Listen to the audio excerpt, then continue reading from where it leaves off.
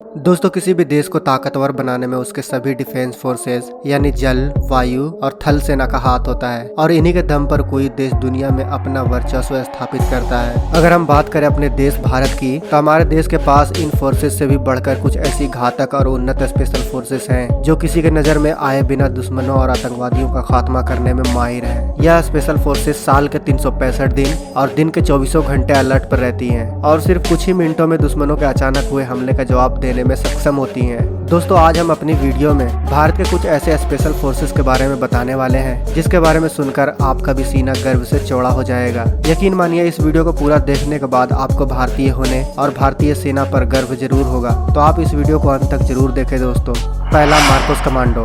Marcos commando या समुद्री commando भारतीय नौसेना की एक विशेष बल इकाई है जिसे 1987 में स्थापित किया गया था। मार्कोस का प्रशिक्षण इतना व्यापक होता है कि इनको आतंकवाद से लेकर नेवी ऑपरेशन और एंटी पायरेसी ऑपरेशन में भी इस्तेमाल किया जाता है। कुछ मामलों में तो इनको अमेरिका की नेवी सील से भी बेहतर माना जाता है। मार्कोस कमांडो बनना कितना कठिन है, आप इस बात से अंदाजा लगा लो कि 1000 सैनिक में से ही कोई एक मार्कोस कमांडो बन पाता है। यही वजह है कि इन कमांडो को भारत के सबसे खतरनाक कमांडो में गिना जाता है। इनसे किसी भी तरह के ऑपरेशन कराए जा सकते हैं, जबकि मरीन अर्थात पानी से जुड़ी ऑपरेशन में इन्हें महारत हासिल होती है। इस संगठन में शामिल होने के लिए भारतीय नौसेना के किसी भी कर्मचारी को पहले 3 दिवसीय शारीरिक टेस्ट और योग्यता परीक्षा से गुजरना होता है। एक मार्कोस कमांडो के रूप में प्रशिक्षित होने के लिए सिलेक्शन हासिल करना ही बहुत मुश्किल होता है। मार्कोस कमांडो बनने के लिए 20 साल के युवाओं का चयन किया जाता है। पूर्व प्रशिक्षण चयन प्रक्रिया में 3 दिवसीय शारीरिक फिटनेस और योग्यता परीक्षा शामिल होती है, जिसमें लगभग 80% आवेदकों को स्क्रीनिंग करके बाहर का रास्ता दिखा दिया जाता है। इसके बाद 5 सप्ताह का एक कठिन परीक्षा दौर शुरू होता है जो कि इतना कष्टकारी होता है जिसकी तुलना लोग नर्क से करते हैं। इस प्रक्रिया में ट्रेनी को सोने नहीं दिया जाता,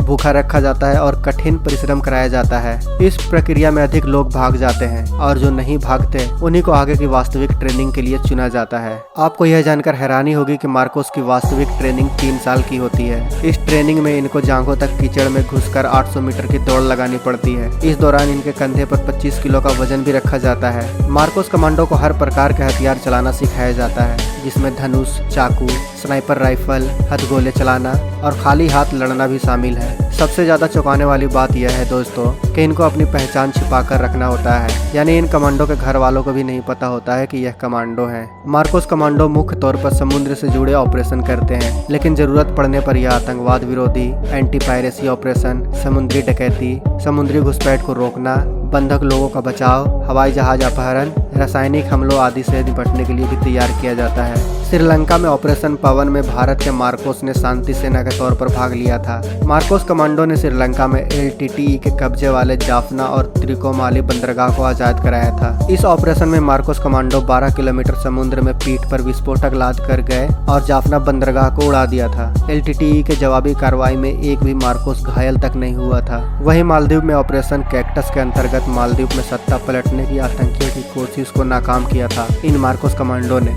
वैसे ही कारगिल युद्ध में मार्कोस कमांडो ने भारतीय सेना को पाकिस्तान के इलाके में भेजने में मदद की थी और लड़ाई में बिना सामने आए पाकिस्तान को धूल चटा दिया था। दूसरा, NSG कमांडो।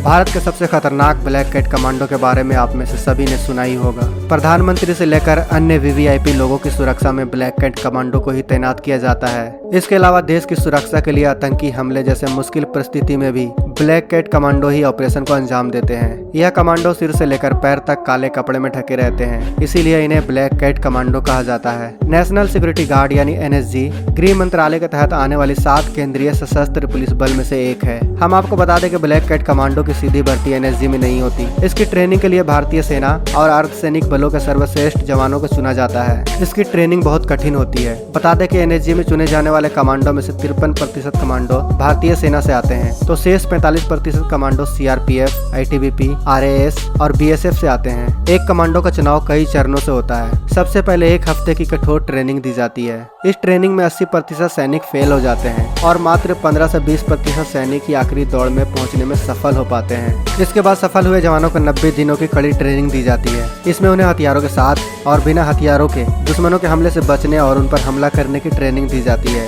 आपको जानकर हैरानी होगी कि इस ट्रेनिंग के दौरान आग के गोले और गोलियों के बौछारों से बचकर निकलने की ट्रेनिंग भी दी जाती है। 3 महीने की यह ट्रेनिंग पास करने वाले सैनिक देश के सबसे खतरनाक और ताकतवर कमांडो में शामिल होने के योग्य बन जाते हैं। एनएसजी कमांडो कितने खतरनाक होते हैं आप इस बात से अंदाजा लगा लो कि एनएसजी कमांडो को एक गोली से एक जान लेने की ट्रेनिंग दी जाती है। एनएसजी आंख बंद करके निशाना लगाने से लेकर अंधेरे में सटीक निशाना लगाने में माहिर होते हैं।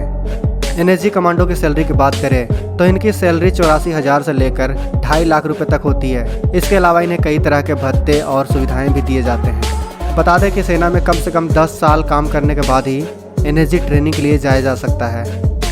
तीसरा, Garud commando. Garud commando force भारतीय वायुसेना की एक खास यूनिट है जिसे साल 2004 में तैयार किया गया था। इस यूनिट का मकसद भारतीय वायुसेना के संवेदनशील संस्थानों बेसेस की सुरक्षा करना है। इसके साथ ही साथ संघर्ष, आपदा प्रबंधन और शांति काल में भी यह कमांडो हर पल मुस्तैद रहते हैं। गरुड़ कमांडो इस समय United nation peace keeping operation के तहत कांगो में तैनात है। यह कमांडो फोर्स दुश्मनों द्वारा छुपा कर रखे गए हथियारों की खोज, रेस्क्यू ऑपरेशन में अग्रिम मोर्चे पर काम करना, दुश्मनों को मिसाइलों और रडारों पर नजर रखने जैसे कामों को अंजाम देती हैं। जम्मू कश्मीर में 2001 में एयरबेस पर एक के बाद एक 2 आतंकी हमलों की कोशिश हुई थी, जिसके बाद भारतीय वायुसेना को खास तरह के एक बल की जरूरत महसूस हुई जो अति संवेदनशील इलाकों की सुरक्षा कर सके। इसी मकसद को पूरा करने के लिए दिसंबर 2004 में गरुड़ कमांडो फोर्स का गठन किया गया। इसका पहला मकसद भारतीय वायुसेना के संस्थानों को आतंकी हमले से बचाना है। गरुड़ हर तरह के सर्च एंड रेस्क्यू ऑपरेशन को अंजाम देते हैं। गरुड़ रडार खत्म करने से लेकर कॉम्बैट कंट्रोल और मिसाइल टारगेट का पता लगाते हैं और दूसरे युद्ध निर्देशों को समझते हैं। इसके बाद यह एयर ऑपरेशन में सपोर्ट करते हैं। इसके अलावा गरुड़ दुश्मन के एयर बेस पर भी आक्रमण करने की क्षमता से लैस होते हैं। यह वेपन सिस्टम को बेअसर करने, फाइटर हैंगर और दूसरे बड़े सिस्टम को खत्म करने में माहिर होते हैं। गरुड़ कमांडो मुश्किल हालात में न केवल जमीन, आसमान और पानी में किसी ऑपरेशन को बखूबी अंजाम दे सकते हैं बल्कि दुश्मन को घर में घुसकर मार सकते हैं। चौथा, घातक फोर्स। घातक कमांडो के नाम से दुश्मन यूं ही नहीं थर्राते हैं। यह मौत बनकर दुश्मन के इलाके में घुस आते हैं और फिर अचानक धमाकों से दुश्मन को दहलाकर उसका काम तमाम कर देते हैं।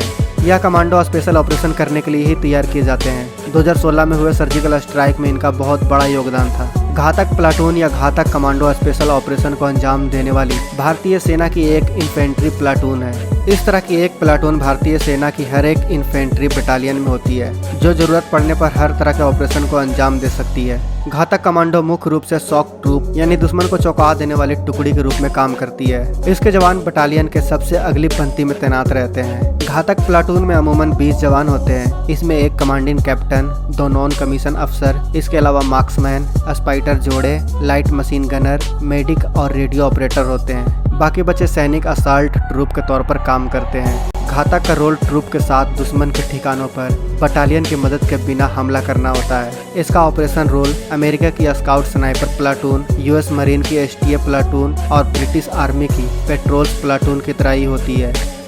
5वां, cobra commando. Cobra commando guerrilla और जंगल युद्ध में कुशल भारत के केंद्रीय रिजर्व पुलिस बल की एक विशेष इकाई है। मूल रूप से देश के अंदर से होने वाले खतरे से निपटने या देश के अंदरूनी दुश्मन को खत्म करने के लिए कोबरा फोर्स का गठन किया गया है। कोबरा को भारत के सबसे अनुभवी और सफल कानून प्रवर्तन में से एक माना जाता है। कोबरा कमांडो दुनिया भर में कितनी मशहूर है आप इस बात से अंदाजा लगा लो कि कोबरा कमांडो की दुश्मनों से लड़ने की शैली अब विदेशों में भी मशहूर हो गई है। यही वजह है कि यह विश्व की सबसे बड़ी सेना का प्रतिनिधित्व करने वाले अमेरिका, रूस और इजराइल के फोर्स को गुरिल्ला वार के गुर सिखा रहे हैं। हर 6 महीने में कोबरा यूनिट के कमांडो विदेशी फोर्स को प्रशिक्षण देने जाते हैं, जो भारत के लिए गर्व की बात है। दोस्तों, देश के यह सभी स्पेशल फोर्सेस अपनी जान की परवाह किए बिना देश की हिफाजत करती है। वैसे इन सभी स्पेशल फोर्सेस में से आपको कौन सी फोर्स सबसे ज्यादा अच्छी लगी? और अगर आपको इन स्पेशल फोर्सेस में से किसी एक फोर्स में जाने का मौका मिले तो आप किस स्पेशल फोर्स में जाना चाहेंगे? कमेंट बॉक्स में अवश्य बताएं।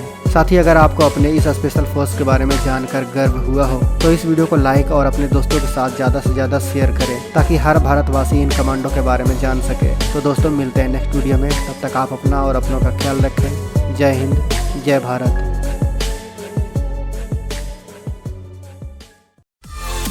दोस्तों, अगर आपको ये वीडियो पसंद आए तो वीडियो को लाइक करें, सब्सक्राइब करें और इस घंटे को बजाय ऑल प्रेस करें हमारी वीडियो सबसे पहले देखने के लिए।